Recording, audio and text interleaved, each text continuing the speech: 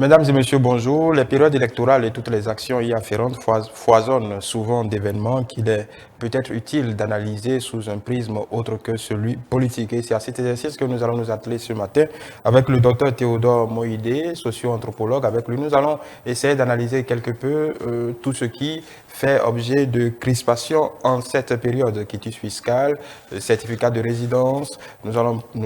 Si nous avons un peu de temps, nous allons revenir sur toutes les autres questions afférentes à cette période et qui tend à impliquer toute la société dans son ensemble. Et comme tous les dimanches, je suis avec Angèle Tougoula. Angèle, bonjour. François David, bonjour. Mesdames et messieurs, bonjour. Docteur Moïdé, bonjour. Bonjour, monsieur le journaliste. Bonjour, ma soeur. Bonjour, monsieur Moïdé. Je vais très bien, je sais que vous aussi. Ça va bien. D'accord. Merci. Voilà, peut-être une question, on va dire, bateau pour commencer, pour planter le décor. Comment vous observez quelque peu le comportement des uns et des autres pendant cette période, en tout cas ce processus qui a pris de l'ampleur depuis que les différents partis politiques ont été invités à déposer, à faire valoir leur liste dans l'optique des élections du 8 janvier 2023. Monsieur le journaliste, une fois encore, bonjour. Je salue tous les téléspectateurs. La question politique est une question à enjeux multiples. Ce que nous observons aujourd'hui, le Béninois change. Le Béninois se mute. Le Béninois essaie de coller l'actualité à la réalité pour vivre avec. Je ne sais pas si je veux rentrer en même temps dans le vif du sujet parce que ces temps-ci, on évoque la question de quitus fiscal. Oui. C'est une question qui intéresse tout le monde. Et le vivier dans tout ça, il faut comprendre simplement que ce n'est rien d'autre que les flexibilités observées au niveau du législateur qui amènent tout ce que nous sommes en train de vivre actuellement. Sinon, si je m'en prends à la déclaration du directeur général des impôts, pas plus tard qu'hier, il a su préciser quelque chose de très important. 95% des candidats ont déjà reçu leur quitus fiscal.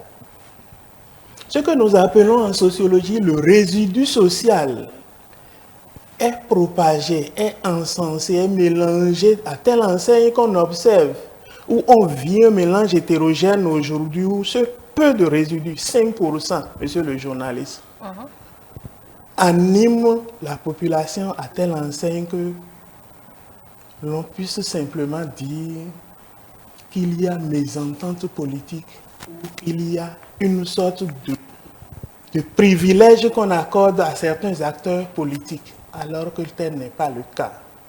Donc on ne va pas se focaliser sur ces 5%-là restants. Les 5%, si on prend 100%, on prend 5%, c'est un résidu. Mais un résidu important, madame la journaliste. Pourquoi je dis ça? C'est un résidu important parce que nous tablons sur le fait que notre population béninoise continue de se baigner dans ce bain simple, dans cet amalgame d'analphabétisme, à telle enseigne que tout le monde prend comme si il y a des opposants ou il y a des gens à qui on ne veut pas donner le quitus fiscal. Et là, je m'en prends à deux acteurs. Les tout premiers, ce sont les individus. C'est-à-dire, comment je suis acteur politique. Le politique qui sait que dans 3 mois, dans 4 mois, ainsi de suite, il veut aller aux élections, même si son agrégat ou ses décideurs politiques n'ont pas dit qu'il sera candidat quand même, il doit commencer par porter les gants pour ne pas être laissé sur les carreaux. Mais tel n'est pas le cas. Donc au niveau de l'individu, s'ils ne sont pas prêts, il y a un problème. Le deuxième acteur, ce sont les agrégats politiques, c'est-à-dire les grands décideurs. Si tel est à même, il paye toutes ses cotisations. Tel est à même parce qu'il est régulier lors des discussions. Tel est à même parce qu'il est influent dans sa zone. Tel est susceptible parce que sans lui, le jeu ne peut pas marcher dans une circonscription électorale. Normalement, les décideurs politiques doivent déjà prendre des dispositions et leur dire il faut faire l'assainissement au niveau de votre fisc, c'est-à-dire il faut déjà payer les impôts. Donc de l'individu au collectif agrégat politique, c'est ce qu'on peut retenir. De l'autre côté, il y a une sorte de flexibilité qui s'observe au niveau de la législation au Bénin. Normalement, pour éviter tout ce mélange hétérogène, il revient normalement au législateur de porter les gants en amont, qui consiste à faire quoi, monsieur le journaliste? Il suffit simplement de dire le quitus fiscal, c'est-à-dire sans un quitus fiscal, un dossier ne doit pas être déposé en amont. Si c'est ça, on ne serait pas en train de vivre la situation actuellement.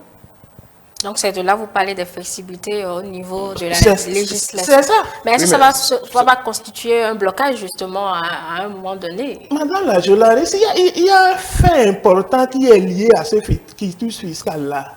Le pouvoir de l'avoir. L'argent est un mélangeur. Lorsque je détiens, on dit j'ai le pouvoir. Lorsque je ne détiens pas, on dit que je n'ai pas le pouvoir. Ça veut dire concrètement quoi? Lorsque celui qui est à même ou susceptible d'être candidat n'a pas pu payer, ça veut dire qu'il est mal apprécié ce que nous sommes en train de vivre. La deuxième chose fondamentale, c'est les négociations qui entrent en ligne de compte lorsqu'on évoque le fisc. Pourquoi les impôts sont négociés? On laisse ce résidu comme un vivier qui fonctionne dans la société béninoise à telle enseigne que l'on se dit c'est parce qu'il est UP qu'on a négocié à la baisse, il a tout payé. Ça, c'est des hypothèses qui fonctionnent bien aujourd'hui. Ou bien c'est parce qu'il est BR, alors qu'il suffit seulement de rester franc, de rester droit dans ses bottes et savoir que sans ce papier-là, on risque d'avoir des problèmes. Monsieur le journaliste, il faut comprendre simplement que c'est l'argent qui est derrière la chose qui fait qu'il y a ce fourmillement, qui fait qu'il y a cette affaire de déferlement, comment je peux dire, ce remue-ménage autour du fisc, ainsi de suite. Mais le jeu est simple. Et je voudrais demander à tous ceux qui sont en train de courir à gauche, à droite aujourd'hui, qui parlent de quitus fiscal, net, quand on va finir cette 9e législature, il faut que les députés essaient quand même de voter une loi et si mon quitus fiscal n'est pas prêt, on ne peut pas me prendre comme candidat. C'est mieux d'aller déposer un dossier incomplet et commencer par courir, mentir dans tous les sens. On m'a bloqué ici, on m'a bloqué. Ça ne marche pas. Voilà. Ce qui est intéressant oui. Peut-être d'analyser, oui. C'est la résonance de toutes ces complaintes dans l'opinion. Oui. Comme si les Béninois avaient une certaine tolérance pour ce type de, on va dire, de largesse consubstantielle à notre pratique, on va dire, à nos pratiques anciennes. C'est-à-dire oui. qu'au lieu de respecter la loi, nos populations sont promptes à trouver des circonstances atténuantes. Je ne parle même pas encore de la victimisation, de l'instrumentalisation qui en est faite. Oui. On a l'impression que les Béninois comprennent tout et tout le temps et sont prêts à comprendre tout le monde. Est-ce que c'est une compréhension ou une malcompréhension mélangée de compréhension? Pour moi, c'est à la fois une compréhension et une malcompréhension. Et le débat est déjà posé. Hein. C'est parce que bon nombre de Béninois ne maîtrisent le bien fondé de la chose. Il suffit simplement de comprendre qu'on appelle quitus fiscal le fait d'avoir un papier. C'est un papier qui dit je suis nickel en ce qui concerne le paiement des impôts. C'est ça. Mais si je sais que je suis candidat, susceptible d'être encore une deuxième fois candidat, ou bien une première fois, ou bien une troisième fois candidat pour la députation, on lançait ce processus-là, ça fait longtemps. C'est toute une feuille de route, c'est tout un emploi du temps. Dans ces conditions, il revient à l'individu de porter les gants à même de ne pas se retrouver dans ce vide-là.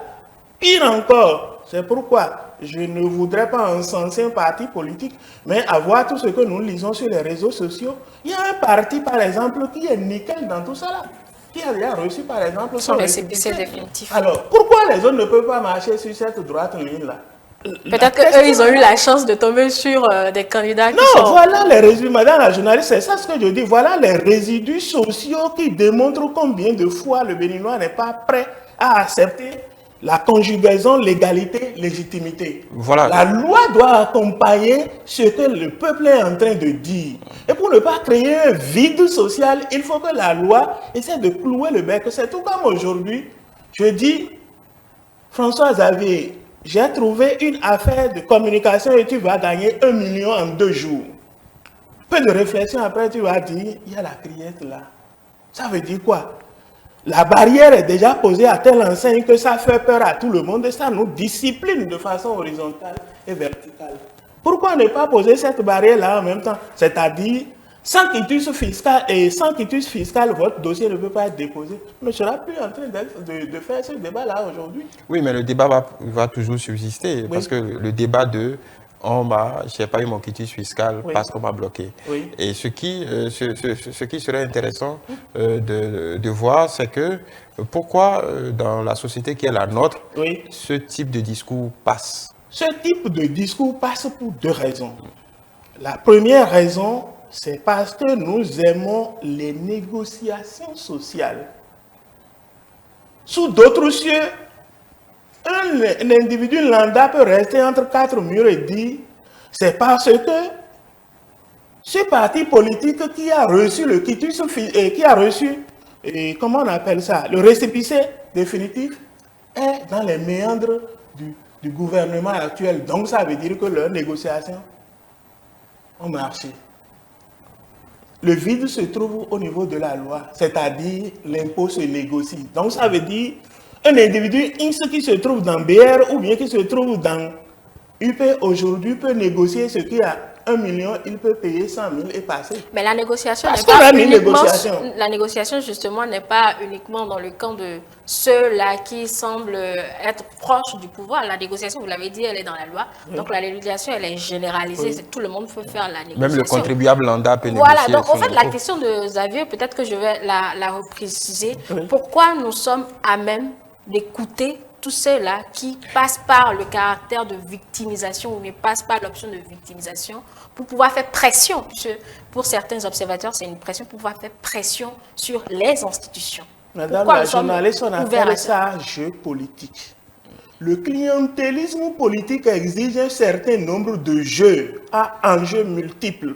Si on ne dit pas ça, on ne va pas dire est-ce qu'on ne va pas dire qu'on est en train de laisser, par exemple, l'opposition ne veut pas que l'opposition aille au pouvoir. Si on ne fait pas ça, on ne va pas dire tel candidat, malgré qu'il est. Vous avez vu le bémol? Il y a une sorte de bémol à un niveau donné. On a dit, même des candidats UP, des candidats BR n'ont pas reçu de quitus fiscal. Entre-temps, BR c'est parti maintenant au niveau de l'UP. Ça là continue. Ça veut dire quoi? Ce résidu-là demeure. Donc, je disais que ça doit demeurer parce qu'il faut ces phénomènes sociaux pour pouvoir alimenter ou pour pouvoir animer la vie politique. Dans le cas contraire, l'opposition ne va pas trouver d'arguments pour pouvoir faire sa campagne. Si on laisse au fait le lit à ces politiques, c'est-à-dire ces politiciens-là, de trouver quoi dire pour pouvoir gagner la bataille. Donc c'est dans l'ordre normal des choses. C'est dans l'ordre normal des choses. Ça ne peut qu'aller comme ça, mais comme c'est lié à l'argent, moi je pense que c'est mieux de régler sans quitus fiscal en amont, comme ça on ne dépose pas le dossier. Je crois que ce serait mieux. Surtout que c'est lié à l'argent. Parce que l'autre point non moins important de la situation, on a l'habitude de dire, c'est ceux qui sont au pouvoir qui ont la facilité de négocier, ou bien c'est ceux qui sont au pouvoir qui ont l'argent. Par conséquent, pour eux, ils peuvent facilement avoir le quitus. C'est ça qui anime ma mère au village aujourd'hui. Lorsqu'on parle, on a rejeté telle candidature, on a fait ceci, ainsi de suite. C'est ça la situation. Au-delà du landerneau politique, au-delà des, on va dire, des sachants de ces élus, qui en fait, qui forment un amas presque homogène, je veux dire l'homogénéité en termes d'objectifs politiques, de gains politiques, tout le monde a pratiquement les mêmes intérêts, tout le monde veut gagner, tout le monde veut aller à l'Assemblée nationale. Quand on se met du côté du Béninois lambda, on le voit même si les réseaux ne sont pas un baromètre des plus fiables, mais il y a quelques enseignements qu'on peut en tirer. Il y a toujours et on l'a déjà vécu plusieurs fois, on a vécu pour le parrainage en 2021, on l'a vécu avant pour le certificat de conformité. Il y a une certaine, on observe une certaine tolérance des populations à s'apitoyer sur le sort on va dire en griffe, des potentielles victimes, de quelque situation que ce soit et de quel côté que ce soit. On part du fait, peut-être est-ce une illusion, on part du fait que entre le pouvoir, quel que soit son visage, et ceux qui sont de l'autre côté, ceux qui sont de l'autre côté ont a priori toujours raison que ceux qui sont élus sont légitimes à décider. Monsieur le journaliste, est-ce que vous connaissez un pays dans lequel le jeu n'est pas comme ça? Pratiquement, c'est partout. C'est partout comme ça parce que, étant au pouvoir, lorsque vous avez le pouvoir du pouvoir, souligné par Montesquieu, et le pouvoir de l'avoir, sont deux pouvoirs qui suscitent toujours de remous, qui suscitent toujours l'adversion, qui suscitent toujours l'opposition. Mais vous ne voyez pas que sur toute la ligne, pratiquement, ceux qui sont au pouvoir, finalement, ont raison. Avant que l'opposition ne gagne, surtout en Afrique, ce n'est pas facile. Ce n'est pas facile. Qu'est-ce qui explique ça? La minorité qui se retrouve de l'autre côté et qui n'est pas à l'abreuvoir considère que tout ce qui se passe du côté du pouvoir en exercice, ils en bénéficient, tout est mauvais, c'est eux seuls, c'est un cercle, ainsi de suite. Mais finalement, le ver demeure dans le fruit. Qui est quoi? Si je ne suis pas au pouvoir, ce qu'il faut retenir, il faut faire tout possible pour être en règle. Parce que la loi casse le pied à la légitimité. Parce que ce que le peuple est en train de dire, parfois, c'est un jeu individuel qui, au finish, devient un jeu collectif. Qui est quoi? Individuellement, chacun se dit, si je suis par exemple de l'opposition, telle que les choses évoluent, ainsi de suite, ce n'est pas bon, ce n'est pas bon. Mais finalement, on ne sait pas comment la tendance change et puis tout bascule aussi de l'autre côté. Ça veut dire quoi concrètement? Respectons la loi et respectons ce que le peuple a. C'est difficile, hein, parce que conjuguer les deux, ce n'est pas facile. Parfois, si la loi prend trop le pas, on dit qu'il est trop légaliste, il est ceci, ainsi de suite, et ça chute de l'autre côté. Mais quand on va du côté de la légitimité, parfois ça bascule de l'autre côté et on dit ce n'est pas bien, on ne respecte plus la loi, on est dans les négociations, on est dans les complicités, on est dans ceci, ainsi de suite. Ce qu'on peut retenir, qu'on soit de l'autre côté, c'est-à-dire qu'on soit de la mouvance ou bien de l'opposition, surtout face à cette affaire de trajectoire électorale, que chacun essaie de respecter quand même tout ce qui est demandé, tout ce qui est dit pour qu'il y ait réellement compréhension. Vous avez semblé tout à l'heure dire que c'est normal qu'il y ait ces lamentations-là, mais si on doit se lamenter sur la puissance des puissants, étant donné que quand on a le pouvoir, on l'exerce, oui, il y a un déséquilibre. Tout ne peut pas être équilibré dans la société, on est d'accord. Oui. Tout ne peut pas être équilibré. Maintenant, quel est l'instrument de mesure qui nous permet de dire qu'il y a effectivement des équilibres si par exemple il y a respect de la légalité, je me forme toujours sur ça, s'il y a respect de la légalité, respect de la légitimité des deux côtés. L'opposant cherche toujours à piétiner la loi pour pouvoir avoir accès et ils disent qu'il y a dysfonctionnement politique. Il cherche toujours à piétiner aussi la légitimité, c'est-à-dire le pouvoir du peuple qu'on exerce, ces discours, ainsi de suite, pour dire qu'il y a dysfonctionnement. Est-ce que justement, ce n'est pas quelque chose à laquelle on doit pouvoir tourner dos pour pouvoir évoluer ou du moins, sans vouloir te marcher sur la langue, oui, si l'opposition, encore une fois, quel que soit son visage, comme vous le dites, a une tendance à vouloir marcher à piétiner la loi, comme pour user de votre expression, est-ce que ce n'est pas aussi parce que la société dans laquelle nous sommes et nous baignons a aussi une permissivité consubstantielle, en tout cas, a un rapport un peu douteux avec la loi. C'est-à-dire qu'on aime bien appliquer la loi quand ça nous enchante, sauf si elle est très, très contraignante. très précisément cette question des impôts, le rapport que nous avons, que le Béninois lambda a déjà avec cette question fiscale, vous me direz comme partout ailleurs, mais chez nous, est-ce qu'il n'y a pas une spécificité? Tout le monde a en tête quand on parle d'impôts historiquement dans notre pays, on parle du Zissou Takwe. Cette période a marqué vraiment l'histoire de notre pays. Est-ce à dire qu'avant même d'en arriver aux acteurs politiques, que cette question que nous, le Béninois, pris isolément, a un problème particulier, plus qu'ailleurs, avec cette disposition-là? Monsieur le journaliste, merci beaucoup. Il y a un fondement qu'il faut comprendre.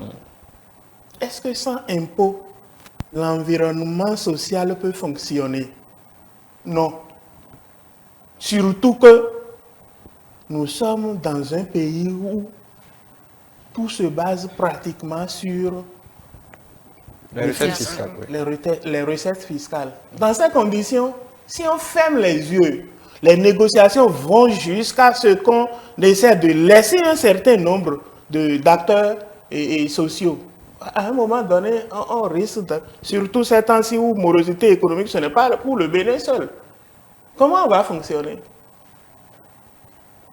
Si on dit par exemple qu'on veut payer le salaire, on veut augmenter le salaire des fonctionnaires, et on n'a pas pu jusque-là, vous êtes sûr et certain que l'argent existe et on est en train de dire qu'on ne va pas payer? Non, personne ne dit déjà qu'on ne va pas payer. Non, tout ce qui se mijote, tout ce qui se dit à gauche, à droite, c'est-à-dire quoi? On est en novembre. Mais il y a un délai qui est fixé. Oui, il y a un délai qui est fixé. Mais le délai n'est pas encore totalement arrivé, mais quand même, vous voyez tous les remous autour. Restons pessimistes d'abord et dire on ne paye pas. Ça, c'est une première trajectoire d'analyse. Si on ne paye pas, ça veut dire que l'argent ne rentre pas bien. L'argent va venir de qui? De Nouma, de Moïse, de Toboula, ainsi de suite. Mais si tel n'est pas le cas, ça ne peut pas aller. De l'autre, si nous prenons le deuxième pan, si tout marche bien, c'est-à-dire les gens se payent régulièrement comme cela se doit. Vous lisez 600 millions, 800 millions pour une personne, il a de l'entreprise, il a ceci, il a cela, ainsi de suite. Peut-être, en tenant compte de la morosité économique, on peut essayer. C'est pourquoi je dis cette flexibilité liée à la négociation autour des impôts est un piège. Vaut mieux d'avoir de grilles tarifaires. Oui, le barème existe. Il y a le barème existe, mais c'est toujours négociable. On peut négocier à tempérament, on peut négocier à la suppression, il y a plusieurs formes. Moi, je ne suis pas spécialiste de ça, mais étant donné qu'on parle de négociation, toutes les négociations sont possibles. En fait, c'est ça qui crée le fauteuil aux candidats qui disent, au moment opportun, je verrai ce qui est possible. Mais c'est quand même de l'argent, docteur Moïse, c'est de l'argent. Donc, tant que la personne ou le contribuable est disponible à donner, je ne veux pas dire quelque chose, mais à payer quand même sa part. On ne peut pas dire non, on ne peut pas mettre un nom catégorique à cette volonté du contribuable à apporter ce qu'il doit apporter, même s'il faut qu'il négocie, puisque vous-même vous venez de dire qu'il faut bien qu'on ait ces fonds-là pour pouvoir faire les efforts. Quand nous prenons sur le plan cas social spécifique des élections, je veux être candidat, je veux être député, la loi dit qu'il faut être nickel en ce qui concerne les impôts. Oui. Alors là, je porte mes gants, je fais tout possible pour suivre ce que la loi a dit. Et c'est fini. S'il y a négociation, en fait, on se retrouve face à une situation en sociologie prospective, on appelle ça la réactivité. C'est-à-dire, on agit aux sapeurs-pompiers. Pourquoi? On sait très bien que d'ici là, on va me demander les pièces, les dossiers pour pouvoir être candidat. Vu mon avancée politique, vu la position que j'occupe, ainsi de suite. Pourquoi on ne peut pas être proactif et faire toutes ces négociations il y a 3 mois, il y a 4 mois pour pouvoir baliser le terrain? Et c'est aux sapeurs-pompiers, on dit, ah, j'ai demandé, on ne m'a pas donné, voilà ceci, ainsi. Il faut être sûr déjà d'être sur la liste, docteur. Pour être sûr sur la liste, c'est une affaire de positionnement, c'est une affaire de complicité politique. Absolument. Aujourd'hui, tel que les choses évoluent, c'est pourquoi j'évoque agrégat politique. C'est un cercle important qui demande un certain nombre d'exigences. Si vous remplissez un certain nombre de conditions, et eux tous ils maîtrisent tout ce qui se passe, toutes les conditions qu'on doit remplir, les exigences sont là. Ce n'est pas qu'on a créé du jour au lendemain. Il faut avoir une position bien déterminée. Oui, on a parlé tout à l'heure, Dr Moïndé, de l'aversion des Béninois ou de tout contribuable par rapport aux impôts, à payer ses impôts. Il y a déjà ce caractère-là qui est là. Maintenant, il y a également l'aspect ma volonté. J'aspire à participer à ces élections. D'accord. Mais il y a également l'assurance que je dois avoir d'être sur cette liste. Si je ne suis pas cette liste, le Béninois va vous dire si je n'y figure pas, autant ne pas me décarcasser à aller payer les impôts. L'assuration émane d'une prévision. L'aspiration émane d'une préparation. L'aspiration émane d'une préoccupation et l'aspiration émane d'une volonté de je veux. Est-ce qu'on se prend tous ces facteurs-là ensemble? Je peux tout payer et on peut ne pas me prendre. Mais je suis quand même un bon citoyen. Je peux tout payer, on peut ne pas me prendre. Je suis un bon citoyen. Ça, c'est le modèle idéal. C'est le modèle. Oui. Maintenant, si nous venons dans l'anomie, c'est-à-dire le non-respect des normes, je peux prendre des dispositions, puisqu'on parle de négociation. Je peux prendre des dispositions à même d'être à une bonne position par rapport au paiement déjà. C'est-à-dire quoi? Si je sais que c'est 1 million qui m'attend, je négocie et peut-être ça m'amène déjà à 800 ou bien à 800 000 ou bien on me dit tu peux payer et le reste tu vas. Je ne sais pas comment les négociations se passent, mais je dois faire tout possible pour être sûr et certain que d'ici là, si on parle de quitus fiscal, je dois l'avoir. Au fait, le jeu là est ouvert et tout le monde est en train de jouer, ceux qui maîtrisent ou ceux qui ne maîtrisent pas. Tout le monde joue parce qu'il y a négociation, il y a flexibilité. Négociation au niveau des impôts parce qu'on peut négocier, il y a flexibilité au niveau de la loi qui n'a pas exigé d'avoir un quitus fiscal avant de déposer sa candidature. C'est ça. Mais la loi également... Ça donne du travail, comment on appelle? À la Sénat, ça donne du travail à tout le monde et ça donne du travail à vous. Parce que c'est ça qui a fait que Théodore est assis ici. Ça donne du travail à tout le monde. Est-ce qu'on ne peut pas fermer cette vanne-là? Surtout que c'est lié à l'argent. Mais ça révèle aussi des enseignements importants sur nos habitudes collectifs, c'est-à-dire ce que nous pensons de ces dispositions légales qui peuvent nous frapper. On n'est pas tous appelés à être candidats, qui peuvent nous frapper parfois. Et on a même entendu dans le débat où les gens, certains suggèrent qu'on fasse sauter ces dispositions, comme on a eu ce même discours pour les parrainages, où les hommes politiques ont dit de toute façon, quand nous y serons, si nous sautons cela. Pourquoi les Béninois, il ne faut pas généraliser, mais pourquoi on a l'habitude d'entendre ces raccourcis, puisque ça fait mal, puisque ça divise, puisque ça fait mal à certains, sautons-le. Deux justifs. Le tout premier, je veux être un citoyen parmi les citoyens, un citoyen modèle, c'est-à-dire député à l'Assemblée. On ne doit me reprocher quelque chose par rapport au fils. La deuxième chose, c'est ce qu'on appelle en sociologie politique les étiquettes sociales. Si on laisse les gens sales, malpropres, impôts au cou, devenir députés comme ça, vous êtes sûr qu'ils seront respectés? Honorable. Quand nous prenons l'adjectif honorable, il y a beaucoup de choses dedans. Si vous devez être honoré, ça veut dire que vous devez être nickel vis-à-vis de tout ce qui est argent, tout ce qui est lié au bon fonctionnement. Oui, exactement. Là, vous venez de lever le point sur peut-être ce qui est essentiel à dire. Oui, là, vous parlez d'honorabilité. Mais est-ce que ceux qui sont en position d'apprécier cette honorabilité réfléchissent de la sorte? Parce que il y a toujours eu permissivité autour de cette disposition. Cette disposition a toujours existé dans notre corpus légal, mais on n'en a jamais ça n'a jamais été aussi strict que ça l'est aujourd'hui. Donc, on va dire que les Béninois s'en accommodaient bon an mal an. Les Béninois n'ont jamais demandé à leurs élus, est-ce que vous avez payé ces impôts, est-ce que vous êtes clean, est-ce que vous êtes... L'honorabilité, de ce point de vue, n'est jamais appréciée traditionnellement par rapport à ce que vous dites. Peut-être que maintenant, ça va devenir une habitude, mais manifestement, ça a du mal à prendre, puisque les gens apprécient ça de façon diverse. Monsieur le journaliste, le jeu sale se trouve ailleurs et ça glisse vers cette situation. Lorsqu'on dit, par exemple, on fait déclaration des biens, Oui. Nous connaissons les contours illégaux de ce fonctionnement, dysfonctionnement social. Qui veut tout déclarer? Est-ce que mon nom a l'habitude de dire à sa femme, je gagne tel salaire à la fin du mois, j'ai telle maison, j'ai acheté telle parcelle, ainsi de suite? La tricherie ou l'hypocrisie politique commence par là. N'est pas que politique, justement. Pas que politique. Social. Oui, c'est important de le Comme rajouter. c'est un terrain social et un terrain politique, je préfère embrayer dans ce sens. Donc, quelle vérité vous voulez de nos honorables? Ils ne déclarent pas tout. Tout le monde sait.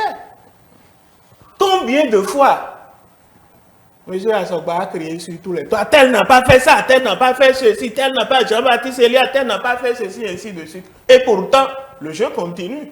Ici, ce n'est rien d'autre que le peu. Le peu qu'on vous connaît, il faut payer pour qu'il y ait fonctionnement de la société, pour que, comme on appelle, on puisse construire, on puisse donner, surtout qu'on parle du budget hautement social. Je ne veux pas montrer un thème politique, mais c'est une expression qui intéresse. Donc, je demande à tous ceux qui sont dans l'illégalité de faire tout possible pour respecter un peu cette trajectoire. L'autre chose, très importante, si je me retrouve de l'autre côté, c'est-à-dire un individu X qui n'est pas politique, en faisant la lecture de mon honorable, n'est pas clair, n'est pas clean par rapport au fils. Oui, il faut d'ailleurs que, là, sans vouloir vous couper, Oui. il faut que cet individu-là aussi ait une appréciation exacte de ce que être clean veut dire, que lui-même consente déjà à être clean. Parce que lui-même n'est pas conscient, il ne veut même pas se complaire. Est-ce que vous êtes d'accord que les inégalités sociales existaient depuis fort longtemps? Exactement. Si les inégalités sociales existent, comment un individu X qui a une cabane quelque part va comprendre que l'honorable qui a 10 étages ailleurs est clean? De quelle position il va rester pour comprendre tous les contours de cette honorabilité non fondée ou bien de cette honorabilité non méritée ou de cette honorabilité qui ne respecte pas les normes? C'est difficile. Que chacun reste à sa position quand même, analyse le phénomène et comprendre simplement que ce n'est rien d'autre que laver l'acteur social à même d'être député demain pour que, à la longue, on ne lui reproche rien. C'est au fait le contenu de la situation. Donc c'est une affaire de positionnement social. Et je vous donne raison parce que, à un moment donné, comme les inégalités fonctionnent et surtout la communication va très bien aujourd'hui, chacun écrit ce qu'il veut. Chacun avance le chiffre qu'il veut, ainsi de suite, alors que ça ne cadre pas totalement avec la vérité, non? On doit se réjouir de quelque chose. 95%, c'est suffisant. Ça veut dire que le jeu est faisable pour atteindre les 100%. C'est ça. Est-ce que ça ne va pas créer justement encore une autre polémique d'exclusion? Parce que c'est le mot qui est en vogue, d'exclusion. Bien évidemment, parce que les 5% ne sont pas des anonymes. Les 5%, probablement... Les 5% se publient. Oui. Les 5% sont publiés. Oui. Les 5% sont propagés un peu partout. Oui. Par qui? C'est au fait, c'est un jeu de clientélisme politique pour démontrer. Ça salit. Parfois, ça salit. Parfois, ça lave. On a laissé mon nom parce qu'il n'a pas payé. Ça vous salit.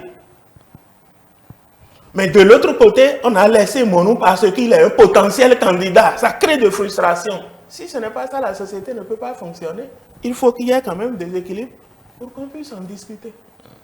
Ce qui est sûr, il revient à chacun de savoir si je veux être réellement citoyen propre, citoyen des citoyens, citoyen à même de représenter les citoyens. Il faut qu'il fasse tout possible pour suivre la norme, Oui. les règles, les principes. Voilà, en parlant de ça, vous décrivez ça comme un équilibre nécessaire à avoir. Oui.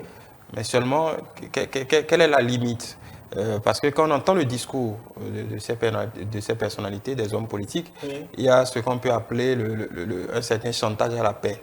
C'est-à-dire que si par hasard, comme on l'a vu dans le passé, on n'arrivait pas à nous donner ce parchemin pour aller aux élections, nous ne serons responsables de rien. Ou du moins, il ne faudrait pas que ceux qui soient les administratifs qui opèrent aux impôts deviennent consciemment ou inconsciemment des facteurs de trouble parce qu'ils n'auraient pas, ils se seraient assis sur nos quitus fiscales. Donc, en termes d'équilibre, d'accord, mais à un moment, ce discours peut amener, comme on l'a déjà vu par le passé, des crispations pouvant déboucher sur ce qu'on a vécu en 2019. On ne peut pas arriver à ce niveau, monsieur le journaliste, puisque normalement, les agrégats politiques doivent savoir qu'il n'y a pas Toboula seul qui n'a pas pu avoir de quitus. Elle n'est pas le seul, ou bien la seule. Oui, des listes sur les réseaux sociaux. Oui. Donc, ça veut dire que le jeu est faisable. C'est maintenant même que je suis en train de comprendre la flexibilité qui entoure au fait cette loi qui dit on peut déposer les dossiers sans quitus pour le moment parce que l'individu X qui est bien positionné peut ne pas avoir de quitus fiscal, donc l'autre peut venir. Parce que si on ferme, peut-être on peut traduire autrement et dire on peut amener autre, mais ce qui doit venir doit être nickel en même temps, je peux comprendre. Non, mais tel que la loi elle est actuellement, on ne peut pas remplacer un candidat quand c'est déposé à la Sénat. Très bien, ça veut dire que normalement, il faut déjà avoir une instance politique, un agrégat politique, un parti bien centré. Comment je peux dire? Faire bien son mélange pour avoir l'homogénéité. On doit savoir que toutes les candidatures qui sont parties doivent être retenues. Donc, normalement, ce jeu de quitus fiscal-là ne doit pas exister s'ils étaient responsables. Au fait, c'est ce que mon a souligné tout à l'heure. C'est ce que nous a souligné. D'accord, merci beaucoup. C'est ce que nous a souligné tout à l'heure. Ce n'est rien d'autre que les tu peux, je peux, tu peux, je peux là qui amènent les gens à avoir les à côté qui ne leur permettent pas d'être fixes par rapport à ce paiement-là. On ne peut pas avoir un idéal, non. On fonctionne avec. L'essentiel ne peut pas y avoir débordement, étant donné qu'on est capable de négocier à tout moment pour que ces candidatures-là soient validées. Si totalement on constate que ça ne va pas, là ça ne va pas. Et quand bien même, il y a eu des noms qui ont été cités dans la mouvance pour préciser que ce n'est pas une chasse à l'opposition comme le pensent certains, eh bien l'opinion ne démord pas. Pour beaucoup, c'est une stratégie pour pouvoir écarter certains, un peu une répétition de l'épisode de 2019. 2019, on va parler de certificat de conformité. Cette année, ce serait le quitus fiscal, serait la nouvelle trouvaille pour toujours exclure. Au fait, malgré les noms qui ont été publiés Ma soeur Toboula, il faut comprendre quelque chose. Vous n'êtes pas tombé d'un arbre avant-hier. C'est un jeu politique qui existe en Afrique et au Bénin depuis fort longtemps. Est-ce qu'il existe d'instances électorales où ce jeu-là ne s'observe? Vous voyez le mélange tel que c'est intéressant. On dit... Un jeu auquel se prête quand même la population, ou en tout cas... Oui, la population, la population, mais c'est deux acteurs. Il y a les politiques et la population. Des gens de la mouvance, des acteurs politiques de la mouvance, très importants, très utiles, très appréciés au niveau de leur population, n'ont pas pu avoir de quitus fiscal au niveau de la mouvance. Même chose au niveau de l'opposition, il y a équilibre. Si on dit par exemple, au niveau de l'UP, le renouveau, il n'y a pas de problème. Au niveau de BR, il n'y a pas de problème. Mais au niveau des démocrates, il y a des problèmes. Là, on tend vers le jeu de 2019. Ça n'est plus le cas, hein, non? Ça veut dire qu'il y a avancé, il y a amélioration. C'est ça. Et on a dit qu'il y a des gens de l'UP qui n'ont pas pu avoir ça. L'analyse du phénomène politique peut me dire, est-ce que ce n'est pas un mélange pour adoucir les choses? Ça se dit, je ne veux pas ouvrir justement dans l'opinion. Parce que laissez-moi rester sur ma soif comme ça, étant donné que ça démontre qu'il y a équilibre, c'est-à-dire de l'autre côté de la mouvance, le jeu est fait, et aussi de l'opposition, le jeu est fait. Ça veut dire qu'il n'y a pas de problème. Peut-être un calcul exagéré peut nous amener à dire les 5% là. Combien sont dans l'opposition? Combien de pourcentage on retrouve dans l'opposition? Combien de pourcentage on retrouve? Et peut-être au niveau de la mouvance, on retrouve 1% et 4% là-bas. Ça enflamme encore la situation. On va dire, vous voyez comment les opposants ne veulent pas qu'ils aillent aux élections. Monsieur le journaliste, c'est normal.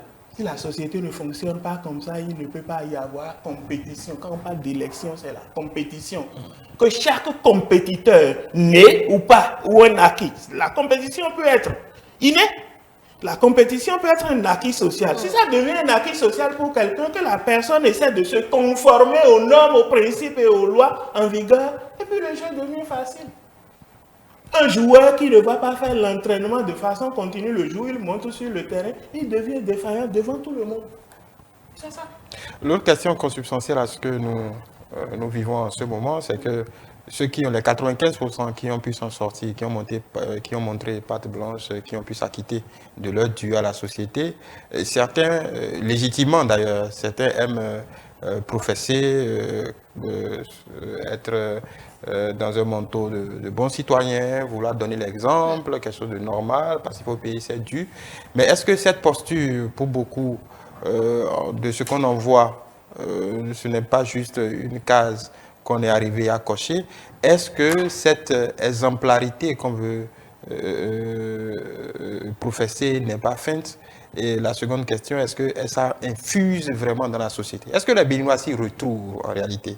Quand les leaders politiques disent, tiennent ce discours, en tout cas légitimement, j'ai payé mon dû, donc j'aspire à un bon citoyen et vous devez faire comme moi.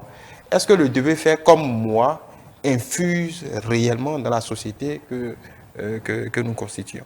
Il faut comprendre que la question du fisc est une question difficile à décortiquer. Mais quand nous prenons la population béninoise, le jeu n'est pas là. Ce n'est pas parce qu'un individu X a eu son récépissé ou bien a eu le quitus fiscal, il est nickel, ainsi de suite, il est en première position, ne veut pas dire qu'on va le prendre sur le terrain, non. Non, pas forcément, en termes d'exemplarité, en termes de... C'est peut-être considéré, c'est utile, c'est important, c'est capital dans les agrégats politiques. Le jeu du clientélisme politique est autre jeu. Toujours est-il que ça apporte un plus. De la même manière, lorsqu'on dit par exemple, ma soeur Toboula n'a pas pu avoir son quitus fiscal, mais finalement, comme on l'a mélangé, on a tout fait, finalement, Yanoussi lui a donné le quitus fiscal. Elle gagne de points sur le terrain. Tout ce qu'on t'a fait jusqu'à ce que tu es arrivé là, nous, on va t'aider maintenant à monter pour devenir député. L'histoire sera têtue. C'est pourquoi, que ça soit, je suis nickel aujourd'hui, je serai nickel demain, ce qui est sûr, chacun est en train de gagner son point au niveau de la population à la base. Mais entre nous, intellectuels ici, on sait déjà qui est bon. Mais ce bon-là n'épargne pas les réserves que l'homme a.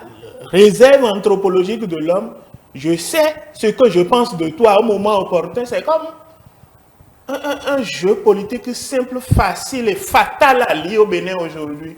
Pourquoi les femmes sont majoritaires et pourtant elles ne gagnent pas facilement les élections?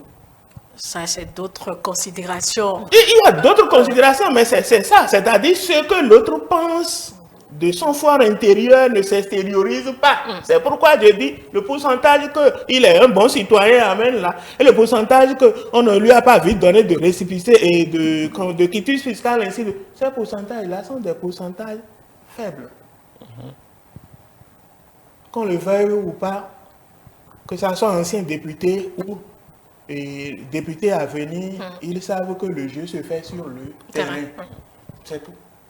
Je peux prendre quitus là, le jour on dit 72 heures, donc je peux prendre quitus là, 72 heures, à 5 secondes de 72 heures, qui normalement démontre que je suis pauvre, qui normalement démontre que je suis un mauvais citoyen, qui normalement démontre que je suis un apatride, qui normalement démontre que je ne veux pas l'évolution de mon pays, mais je serai le premier député élu.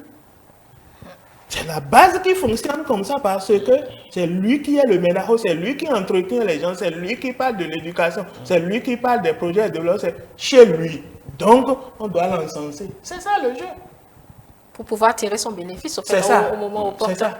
Donc, qu'on soit bon citoyen ou mauvais citoyen lié au fisc aujourd'hui, ce n'est pas encore la fin. La fin, là, c'est ce que je suis sur le terrain, ce que je peux sur le terrain, c'est tout. Ce que je peux sur le terrain en termes de quoi? L'argent que j'y dépense? Ce que je peux sur le terrain en termes du pouvoir de la voix qui évoque l'argent, en termes du pouvoir de développement, c'est-à-dire comment j'interviens dans le domaine de l'éducation, comment j'interviens dans le domaine de la santé, comment j'interviens dans le domaine de l'environnement, de l'économie. Avec mes deniers propres? Avec mes deniers propres, ça dépend du positionnement de l'acteur social. Vous avez vu des ministres qui sont sur la liste, non? Bien sûr. Oui, mais bon, ce n'est plus comme avant. Non, ils sont ministres quand même. Ils sont ministres. Deniers publics ou deniers propres, là, tout est mélangé. Si on doit dire la vérité. Oui, ce que on l'a interdit justement d'utiliser les moyens de l'État pour pouvoir... Vous êtes sûr qu'on peut vérifier jusqu'au slip? Même hors période électorale, oui. Le clientélisme politique auquel on assistait il y a encore 10 ans, aujourd'hui, on peut dire quand même qu'on a réduction de ce clientélisme parce que c'est un phénomène de grands électeurs. C'est un phénomène d'agrégat politique. Ce n'est plus le médaillon qui fonctionne. Ce n'est pas le médaillon qui fonctionne, mais comme l'habitude est une seconde nature, les anciens députés continuent toujours leur petit jeu pour pouvoir comment on appelle, maintenir leur popularité. Autrement, ils n'y retourneront plus. Enfin, et encore, c'est une habitude que j'ai déjà laissée à mes parents. Chaque fois que je viens, Coca-Cola, je dois trouver à boire. Et il y a tel qui manque de cahiers, de bics, ainsi de suite. Ces problèmes-là, même ce n'est pas de voilà qu'on règle ça. Pire encore, tu es honorable. Honorable est arrivé, on ira le saluer. Tu vas laisser tout le monde comme ça. Ça les accompagne, c'est une habitude. On a réduit ça, mais on ne peut pas totalement supprimer, non? Par conséquent, le pouvoir de la voix est là, le pouvoir du développement est là, le pouvoir des complicités, comment on appelle, politico-sociales mélangées à tous les domaines économiques, sociaux, politiques, environnementaux, jusqu'au genre. Pourquoi vous dites, il y a une femme, il y a un homme? Lorsque, par exemple, un député à l'Assemblée entend qu'on a besoin, par exemple, d'une femme sociologue, et sa cousine est là, c'est l'honorable qui a vite informé sa cousine qui est venue. Mon père qui a son enfant qui a fait une maîtrise en sociologie, mais qui est au village, qui n'entend rien, qui va l'appeler? C'est un atout. Qu'on le veuille ou pas, on ne peut pas totalement supprimer ce qu'on appelle la position sociale. La position influence toujours. Rentre dans une banque en veste et l'autre en bomba débraillé. Et vous allez voir, l'habit ne paie pas le mal, mais ça l'identité. Oui, à ce moment c'est ça. Donc, député ne peut pas être simple Théodore. Nous ferons l'expérience sociale et puis nous allons vous y associer. Alors, restez toujours sur cette question de bon citoyen. Au regard de vos explications, ça veut dire que ce concept est à géométrie variable au sein même des populations. Alors que, est-ce que ça ne révèle pas une sorte de contraste? Alors que nous appelons tous à des citoyens à devenir de bons citoyens, le discours public, le discours politique tend à encourager, on regrette tout ce qui est plus l'instruction civique, ainsi de suite. Là, en matière, pas seulement dans ce contexte électoral, ce rapport de force, on va dire, social ou ces rapports sociaux, tels que vous le décrivez, tendent à, disons, à relativiser un peu tout cela. Monsieur le journaliste, pourquoi vous voulez changer l'Afrique en peu de temps? Non, on y est, c'est pas un peu de temps. C'est un peu de temps, parce que tel qu'il parle, c'est tout comme si il doit y avoir mutation brusque. Or, toute mutation doit être une mutation progressive. Donc, il faut quand même commencer. Les données ont commencé par changer. Les données ont commencé par changer. À plus forte raison, les zones politiques ou les départements politiques ou les communes politiques dans lesquelles, je prends un exemple tout au hasard, FCBE, Montais, vous êtes sûr que ce jeu-là continue? C'est parce que l'acteur social qui est là et qui constitue l'éclaireur a changé de veste, on le suit. Donc, que ça soit, je reviens sur la question, que ça soit bon citoyen ou mauvais citoyen, ça dépend de son comportement sur le terrain. Vous allez voir les positionnements là. C'est qui est à même d'impacter la population, qui est à même d'influencer à telle enseigne qu'on aura ce que nous voulons. Oui, qui est à même de lever le ciel. Oui, on parle de jeunes députés, mais finalement, quand nous lisons, vous ne voyez pas que la jeunesse n'est pas si évidente. C'est ça. On sait que les anciens ont déjà une base. Et si on laisse cette base-là, l'opposition viendra facilement et fatalement faire son jeu. Et ça va faire. Donc, que ça soit bon citoyen ou mauvais citoyen. Ce n'est pas ce qui importe.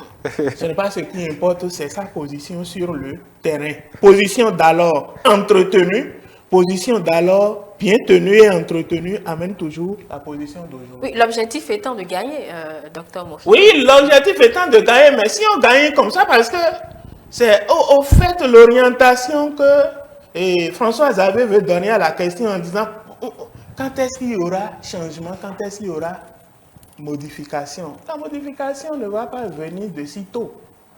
Non, ça ne va pas venir de sitôt, étant donné que la mère nourricière demeure toujours celle qui allait. Il faut que Théodore ait les moyens de commencer par entretenir sa population autrement. Et ce n'est pas, le verbe ne fait plus la chose aujourd'hui. Surtout avoir la morosité économique. Tout le monde est dans le besoin de emploi, besoin de nourriture, besoin de ceci, besoin de... C'est celui qui a les coudées franches à même de vite servir conseil. Mais paradoxalement, Dr Mokhide, on ne veut pas donner à César ce qui est à César, mais on veut entretenir la base quand il s'agit de se rendre au Parlement. N'est-ce pas? Je vous retourne la question, qu'est-ce que la base veut? Qu'est-ce que la base veut?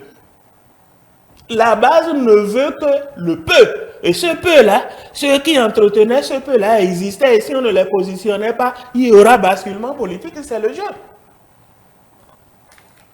La base veut que s'il y a décès quelque part, le député vient faire une enveloppe de 100 000.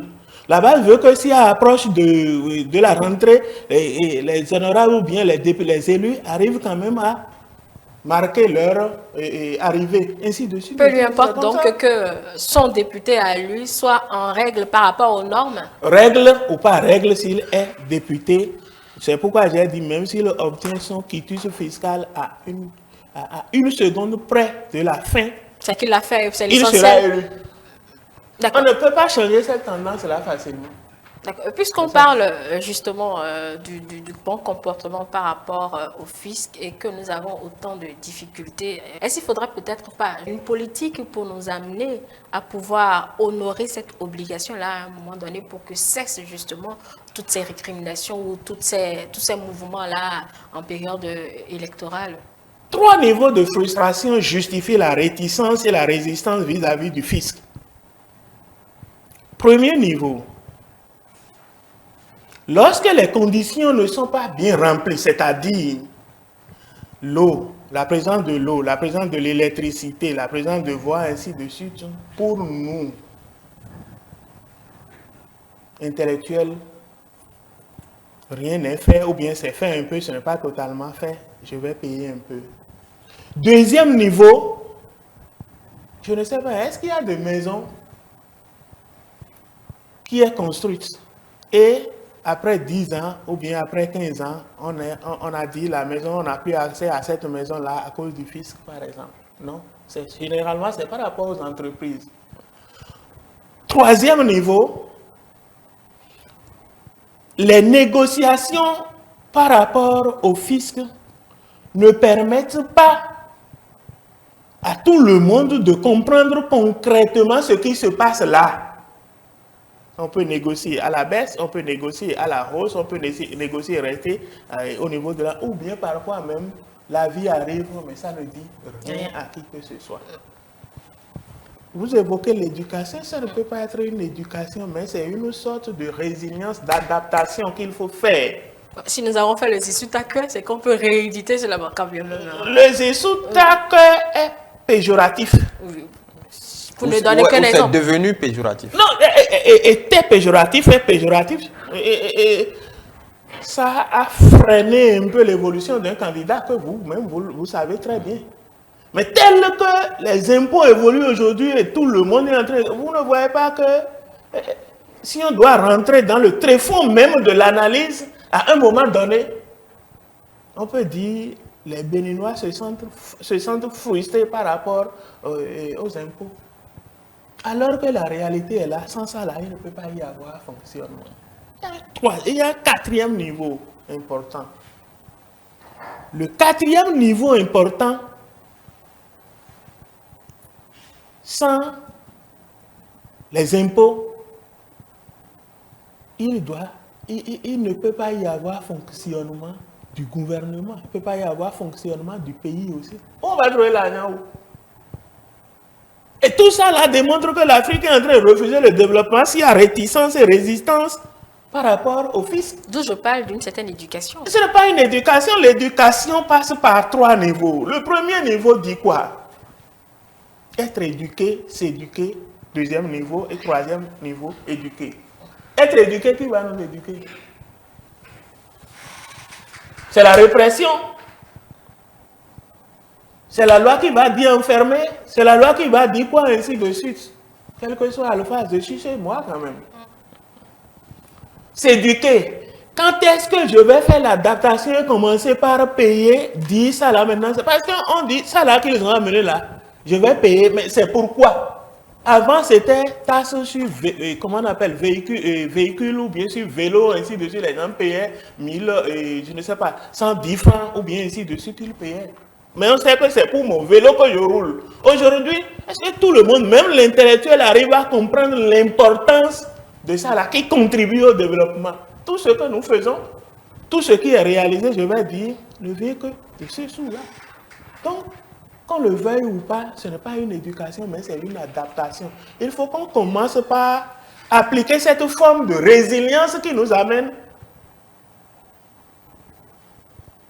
à savoir que lorsque je donne 1000 francs, mon 1000 francs a servi à construire la voie qui me permet de venir à Fidroxel ici. C'est important. Donc, ce n'est pas une éducation, mais c'est une adaptation qu'il faut faire. L'adaptation sociale qui passe par 2 niveaux. Le niveau de compréhension de l'importance de ce qui est demandé, ça fait 1. Et le deuxième niveau, c'est le niveau maintenant de l'application. Comment je peux appliquer? Donc, si je comprends, j'applique. Pensez-vous que les élites ne comprennent pas réellement, Dr Moridi? Est-ce que c'est un problème de compréhension? Ce n'est pas un problème de compréhension, mais c'est un problème de volonté, c'est un problème de désir, c'est un problème d'aspiration à faire. Je mets l'aspiration en première position. Parce que si je n'aspire pas à contribuer au développement de mon pays, quelle que soit la quantité d'argent que j'ai, quel que soit le niveau, mon niveau intellectuel, je ne peux ne pas contribuer. On peut trouver par exemple des projets d'université qui n'ont jamais payé par exemple d'impôts pour chose. Je donne un exemple, c'est ça. On peut trouver aussi même des acteurs politiques de haut rang ou bien qui se trouvent dans l'administration qui n'ont jamais payé ou bien qui négocient toujours et puis qui payent à la baisse, ainsi de suite. C'est pourquoi je dis, les négociations nous amènent à comprendre simplement que tout ce qui se passe là, le jeu est ouvert pour l'intercompréhension et la malcompréhension. Alors que combien d'élites nous avons, combien d'intellectuels nous avons, là se trouve le jeu. Si normalement tout le monde doit payer comme cela se doit, on ne peut pas dire qu'il y a, comment on appelle, déficit, il y a comment manque de ceci, ainsi de suite, tout doit aller. Maintenant, où est-ce qu'il faut la source pour payer aussi? Manque d'emploi. C'est tout un tas de soucis. Hein. Les auteurs ont bien analysé la situation. L'Afrique est en train de refuser le développement. Et ce développement, le développement n'est pas toujours lié à l'économie. Ce n'est pas François Xavier qui va dire le contraire. Le développement, c'est un tout. Ça passe par l'économie, non seulement ça, mais il y a le social, il y a l'environnemental, il y a le culturel, il y a le technologique, il y a tout. c'est un tout.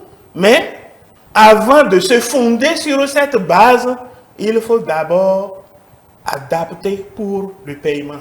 S'adapter pour le paiement, adapter l'autre pour le paiement. C'est pourquoi je dis, si on doit évoquer l'éducation, être éduqué, s'éduquer et éduquer en voulant passer par les 3 niveaux, là, ce serait lent. Au mieux de faire l'adaptation ici, qui passe par la compréhension et l'application. Si je comprends bien le bien fondé, je peux m'appliquer, je donne, même si je ne donne pas tout, progressivement, je peux payer, contribuer à un citoyen. Et à qui revient la charge d'expliquer le bien fondé? Est-ce qu'il n'y a pas une demande d'intermédiation sociale, des passerelles? La société civile le fait très peu d'ailleurs. On va dire qu'ils ont peut-être une appétence pour les questions d'autres, on va dire, droits de l'homme. Xavier, il revient à tout le monde de jouer ce rôle-là, étant donné que c'est notre pays. Tu es en train de jouer le rôle sans le savoir. Pourquoi tu m'as appelé? On est en train de parler du quitus fiscal. Tu es en train de jouer ton rôle. Et ceux qui nous suivent aujourd'hui, ceux qui nous suivent ce matin, comprennent déjà que c'est important, ça là, pour pouvoir contribuer, pour pouvoir participer au développement harmonieux et durable de notre. Mais nous, c'était la polémique. Il faut quelque chose pour provoquer la situation normale. C'est ça. Est-ce nihilo? Ma soeur Toboula ne peut pas faire d'enfant sans trouver un homme. Donc, ce qui est sûr, il faut quelque chose pour provoquer le développement, pour provoquer l'évolution. C'est ça. La comparaison, l'image que vous venez de prendre est très loin des questions fiscales, mais bon. C'est-à-dire quoi? Après la provocation, il faut quelque chose pour provoquer l'évolution, la perpétuation de l'espèce humaine, donc l'évolution, le développement, c'est ça. C'est ça. Est-ce qu'on devrait alors s'inquiéter, docteur Mouride, puisque c'est parce que nous sommes en période électorale que tous ces remous ont lieu et on lit des sommes vraiment exponentielles, 800 millions, 600. Est-ce qu'on doit s'inquiéter alors si on n'était pas là en train de parler de dossiers de quitus fiscal, est-ce qu'on saurait qu'il y a autant de débuteurs? Donc, devrions-nous nous inquiéter pour notre fisc? S'inquiéter, c'est qu'on est dans l'illégalité. S'inquiéter, c'est qu'on s'asseye sur une sorte de fauteuil et ne pas vouloir comprendre ce qui laisse le citoyen contribuer à son développement. On ne va pas s'inquiéter, mais il faut commencer par se mettre en règle. Il faut commencer par jouer sur la norme. Il faut emprunter la trajectoire à même de dire que je suis un citoyen nickel. Et la citoyenneté, c'est un tout. Difficile à comprendre parce que être citoyen n'est pas je paye seulement mes impôts, je respecte tout.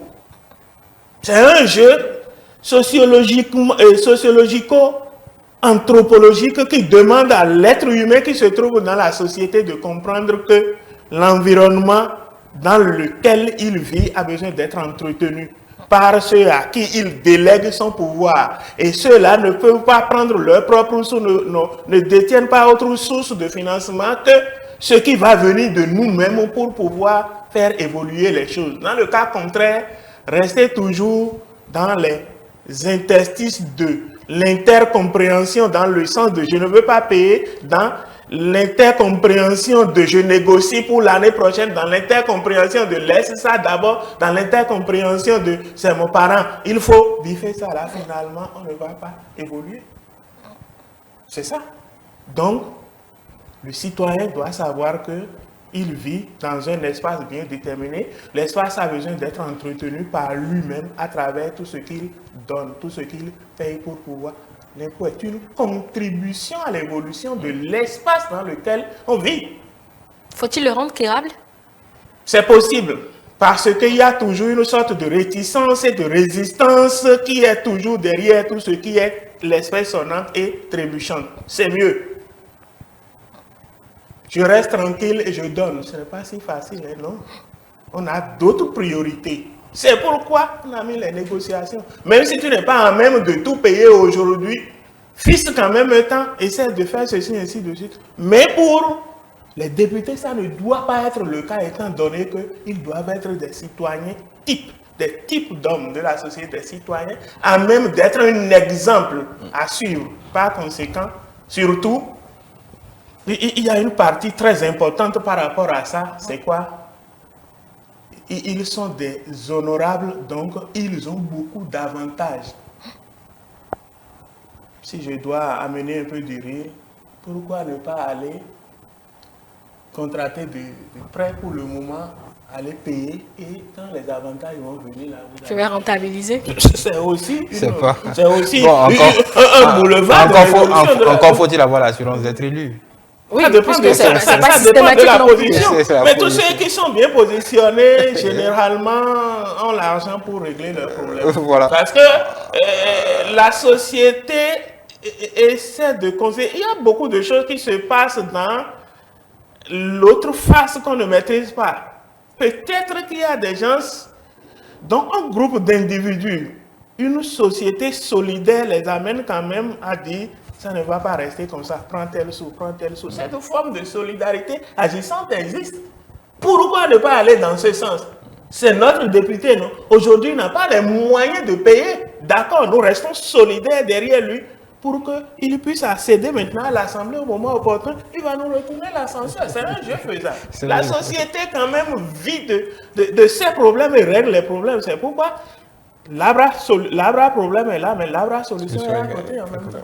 Voilà, l'autre question en parlant des exemplarités hors ce contexte électoral, oui. Est-ce qu'il est pertinent, comme dans d'autres pays, d'étendre cette exigence de pas forcément quitus fiscal, en tout cas des exemplarités à d'autres fonctions, pas politiques, mais par exemple, on va dire les hauts fonctionnaires, tous ceux qui opèrent à un échelon, en tout cas un échelon important de l'administration, parce qu'ils ont le principal ferment de leur action. Xavier ouvre un nouveau chantier très intéressant qui peut-être va susciter autre réflexion ou autre forme d'innovation aux gestionnaires de l'administration béninoise. Effectivement, si je suis à un niveau bien déterminé de la décision, je participe aux instances de décision, je dois être nickel. Dans le cas contraire, c'est réservé uniquement pour les politiques. Alors que même dans le domaine technique, les techniques, ceux qui sont conseillers techniques, ceux qui sont DAC, ceux qui sont DC, ainsi de suite, si on essaie de concentrer aussi les efforts sur ces gens-là, je crois que ça va améliorer aussi la cagnotte. Tu verras, les choses vont évoluer. C'est un nouveau chantier. Mais, qu'on le veuille ou pas, quand même, il paye, hein, parce que tout ce que vous faites de façon officielle aujourd'hui, vous devez avoir facture normalisée. Oui. Votre salaire, il y a les IPT, impôts sur salaire, ainsi de suite. Donc, qu'on le veuille ou pas. Maintenant, quant à leur réalisation, c'est un nouveau chantier. Oui, le débat est différent là. Sinon, non, le débat est toujours le même. Parce que ce qu'on demande aux candidats députés, ce n'est pas simplement qu'ils payent. Le quitus fiscal, c'est à démontrer qu'ils ont payé. Donc, quand on prend les hauts fonctionnaires, qui sont par exemple, pas pour les indexer, ceux qui sont au budget, ceux qui sont aux finances, en tout cas, ceux qui touchent de près ou de loin. Parce que l'argumentaire qu'on a opposé à certains candidats, c'est qu'une fois à l'Assemblée nationale, ils auront à se prononcer sur, par exemple, la loi de finances, à prendre des décisions qui touchent directement aux deniers publics, au fonctionnement de la société. Donc, c'est aux cadres qui opèrent dans ces sphères-là et qui participent de la décision, soit en préparant ces projets de loi, soit en gérant l'argent public. On peut leur demander au minimum de prouver qu'ils sont en règle avec le fixe, pas forcément en présentant un quitus fiscal, mais ça pourrait faire partie d'un corpus de cases à cocher pour accéder à certaines hautes fonctions de l'administration. Monsieur le journaliste, deux pistes de réflexion. Si tel est le cas, si j'ai beaucoup de biens et vous me dites que vous voulez me nommer responsable quelque part, je jette l'éponge. C'est une première piste de réflexion pour ne pas me créer de problème. Pourquoi ça devrait créer des problèmes? Ça devrait créer des problèmes parce que avoir quitus fiscal peut-être sur 20 ans, 10 ans que je n'ai pas payé, et combien je veux payer à ce poste, je veux gagner combien à ce poste. On a parlé là, pour les politiques, pour les élections législatives, on parle de 3 ans. Oui, même si on parle de 3 ans pour quelqu'un qui n'a jamais payé, par exemple, ou bien qui peut-être veut gagner, je ne sais pas, 1 million alors qu'il était à 500 000, ainsi de suite. Vous voyez tout ce que ça lui donne, il peut jeter l'éponge. La deuxième chose, le jeu est faisable, mais il peut avoir résistance. Pourquoi cette résistance-là?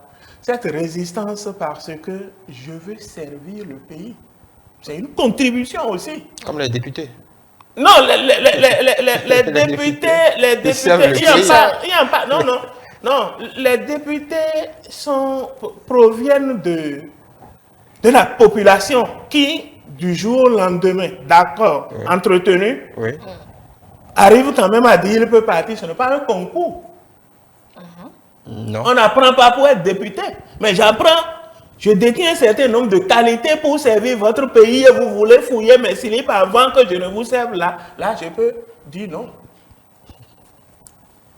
Mais c'est une piste de réflexion. Ça peut se passer comme ça si réellement on veut quand même remplir la caisse de l'État, c'est-à-dire on veut améliorer les choses. C'est possible. Et c'est une bonne réflexion. Seulement que si on ne sait pas faire, on risque de travailler avec les médiocres. Oui, ça parce que là, vous allez me faire des parce que ce sont les médiocres. Les médiocres ont plus tendance à payer les impôts. Non, ce n'est pas les médiocres. C'est celui qui accepte, non? Celui qui accepte, voilà, qui n'est pas susceptible, n'est pas capable de très bien faire. Qu'est-ce qu'il faut retenir? C'est ça. Cette loi peut exister, peut surgir, mais il faut porter des gants. Sinon, la technicité va commencer par régresser. C'est ce que je peux dire. Pour ne pas être pervers, j'aurais tendance à vous dire que donc, ça voudrait dire que la perversité, la technicité ne va pas très bien avec c'est pas des habitudes de bons citoyens ou de bons contribuables. La technicité, je peux vous dire, c'est diamétralement opposé. Je ne peux pas être technique et très bien partout, non. Je ne peux pas être technique et très bien partout, non. Si vous voulez exploiter ma technicité, demandez-moi ce que je sais faire, je vais très bien faire, n'est pas lié au fait que je suis nickel par rapport au fisc ou bien je dois être un bon citoyen, ainsi de suite. Non, je vous donne, comment on appelle, un exemple simple. Si j'aime, j'exagère, accepter comme ça,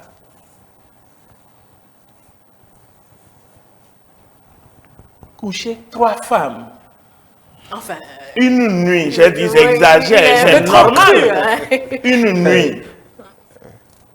Et vous me demandez d'être présent la nuit, continuer par travailler jusqu'à une certaine heure. Je peux refuser.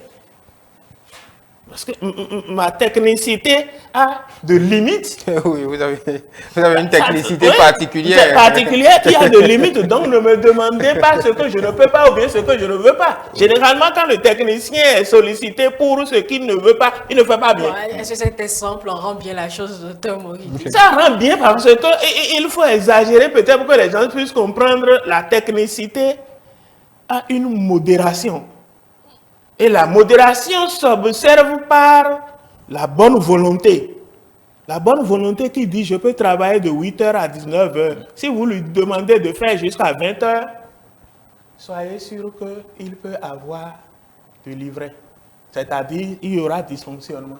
Donc chaque chose doit rester à sa place. Cette loi, cette réflexion, c'est une bonne piste, mais il faut savoir comment ménager ça pour que ça ne frustre les techniques, pour que ça ne frustre les bras à même de corriger les choses pour qu'il y ait réellement développement humain durable. Peut-être qu'on va boucler, on va finir cet entretien sur une ouverture, docteur Moridi. Aujourd'hui, après les positionnements, on parle de frustration dans le rang de ceux qui ne se sont pas vus sur les listes de candidature des partis politiques ou même ceux qui ne sont pas bien positionnés.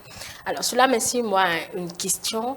Qu'est-ce qui pourrait expliquer cette grande attention pour la législature? Pourquoi tout le monde veut être député dans notre société? Vouloir être député, je peux justifier par 3 raisons. La première raison est liée au fait que être député permet d'être reconnu, avoir l'honneur. C'est pourquoi on dit honorable. Je pars du simple venir au complexe.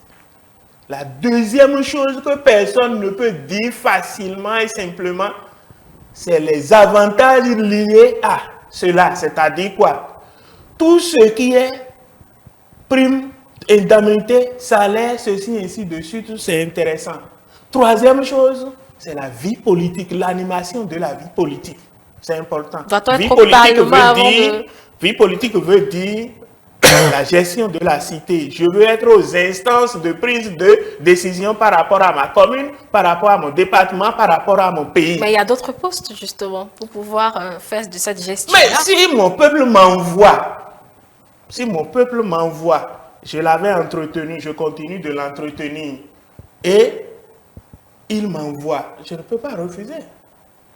Donc, de l'entretien politique pour pouvoir décider aux avantages, tout le monde, même si on appelle mon frère qui est à côté de moi là, François Xavier, tu veux être député, il va dire simplement si je peux remplir, vous pouvez m'aider à remplir toutes les conditions, je vais partir. Qui ne veut pas avoir de voiture, qui ne veut pas avoir de chauffeur, qui ne veut pas... Je dirais plutôt si mon peuple veut de moi.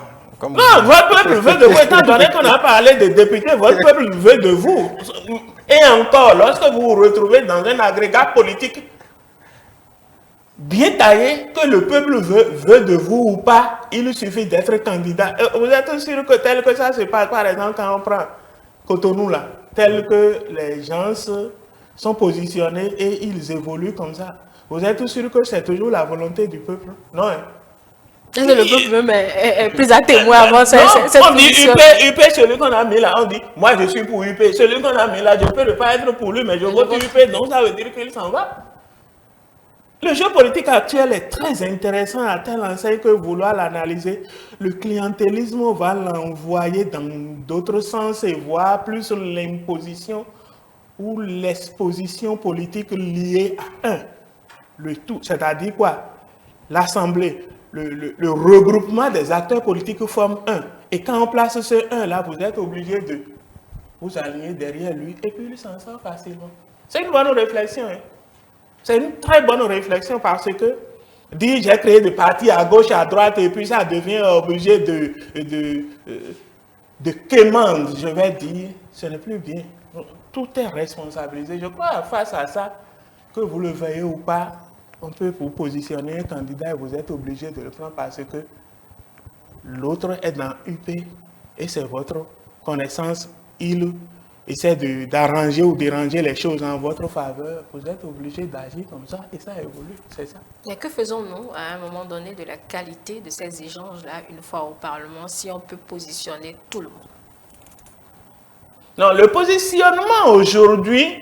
Madame la journaliste, le positionnement aujourd'hui n'est pas toujours lié à comment on appelle, n'est pas toujours lié au fait qu'il soit très bien ou pas. Le positionnement est lié à la susceptibilité politique. On va au Parlement finalement, pourquoi? C'est apporter sa pierre à l'édifice quant au vote des lois. Quand on va vouloir faire ce tri, quand on va vouloir faire ce tri, ça veut dire que qui est député doit avoir un niveau bien déterminé, qui est député doit avoir ceci, qui est député doit avoir... Voilà, ce n'est pas la volonté du peuple. Ça peut être un parent qui sait parler un peu le français. Nous, on le prend, ça va. On peut amener un docteur comme moi et le peuple ne veut pas. Ou bien l'agrégat politique ne décide pas de lui et c'est fini. Le jeu politique a un enjeu capital qui est l'enjeu du positionnement. L'acteur est qui? Comment il influençait ce peuple-là? Comment il agissait? Comment il entretient ce peuple? On tient compte de ces facteurs pour pouvoir positionner. Ce n'est pas je suis intellectuel, j'ai voiture, j'ai ceci, ainsi de suite, ou bien je réfléchis bien, non. Mais dans tout ça là encore, il y a quand même des têtes qui réfléchissent parce qu'on ne peut pas rassembler rien que des, entre griffes, des gens qui ne maîtrisent pas tous les contours liés à la loi, tous les contours liés à l'économie, ainsi de suite, et dire qu'on va les positionner là. L'Assemblée, c'est à volo, ça ne peut pas aller comme ça. Tout comme fait, les agrégats politiques savent comment faire pour pouvoir positionner ceux qui sont à même de tirer le bon grain du livret.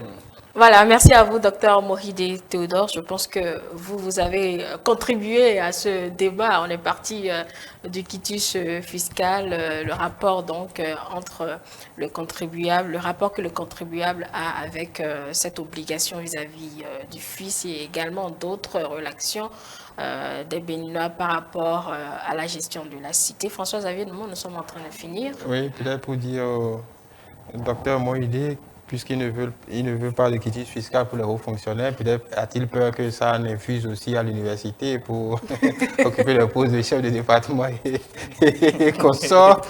Peut-être est-ce pour cela. Vous voyez, comme on le dit souvent, vous voyez le mal venir de loin. Mais c'est une bonne réflexion. C'est une bonne réflexion. C'est une bonne réflexion. Je crois qui veut l'entendre a entendu. Merci beaucoup. Et ce sera certainement votre mot de fin, docteur Mouride. À moins que vous ayez quelque chose à rajouter. Juste pour vous remercier, nous avons déjà contribué à l'importance du fisc. Il revient à tout un chacun de nous de savoir que parler de développement du Bénin, c'est payer ses impôts. Même si c'est progressivement, il faut payer.